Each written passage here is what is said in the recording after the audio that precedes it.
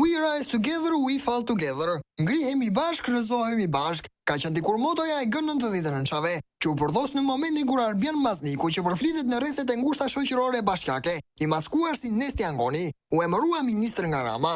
Duket se Lali i lëshuar, i cili ka kaluar nga një politikan me pesh në një tiktoker pasqelie, do e marrë me vete fundosësin e tij. Ministri i shtetit për pushtetin vendor dhe ish nënkryetari i Bashkisë Tirana Arbian Mazniku është vendosur zyrtarisht në hetim nga prokuroria e posaçme, shkruan gazetari Elton Qyno. Fillimisht hetimet ndaj Maznikut u përqendruan në tendrat e Bashkisë Tiranë dhe dyshimet për abuzime me detyrën. 3 muaj para zgjedhjeve parlamentare, agentët e Byros Kombëtare të Hetimit ushtruan kontroll në banesën e tij. Nuk dihet ende se çfarë është sekuestruar, por burime për mediat konfirmojnë se një çështje e re pritet t'i kalojë spagut nga prokuroria e Tiranës për shkak të moskompetencës. Në kuadër të kësaj dosje, Mazniku është marrë në pyetje për një tender të dyshuar fiktiv që lidhet me rikonstruksionin e rrugës Gjon Belushi në zonën e Freskut, kohë kur ai mbante funksionin e nënkryetarit të bashkisë.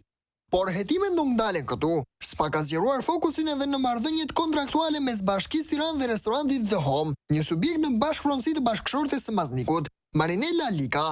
Bëhet fjalë për tenderin me vlerë rreth 800.000 euro, fituar nga ky restorant në bashkëpunim me kompaninë publike Tirana DC dhe vetë Bashkinë e Tiranës gjatë viteve 2021-2022. Dyshohet për një konflikt të pastër interesi dhe abuzim me fondet publike, pasi në atë periudhë Mazniku jo vetëm ishte nënkryetari i bashkisë, por gjithashtu mbante postin e kryetarit të Këshillit Administrativ në Tirana DC, pozitë nga e cila u largua në gusht të vitit 2024. Sipas hetuesve, është pikërisht ky pozicion që Mazniku ka lejuar lëvrimin e fondeve në favor të restorantit që bashkëmenaxhohej nga bashkëshortja e tij, një skem që kujton modelin e përdorur nga ish-ministri Ilir Beqaj me rastin e restorant Gzona. Ndërkohë, biznesi The Home, në pronësi 50% të Marinella Likës, aktualisht ndodhet në masën e sigurimit nga drejtoria e tatimeve rajoni qendror, për shkak të një detyrimi të papaguar në vlerën prej 27 milion lekë të vjetra.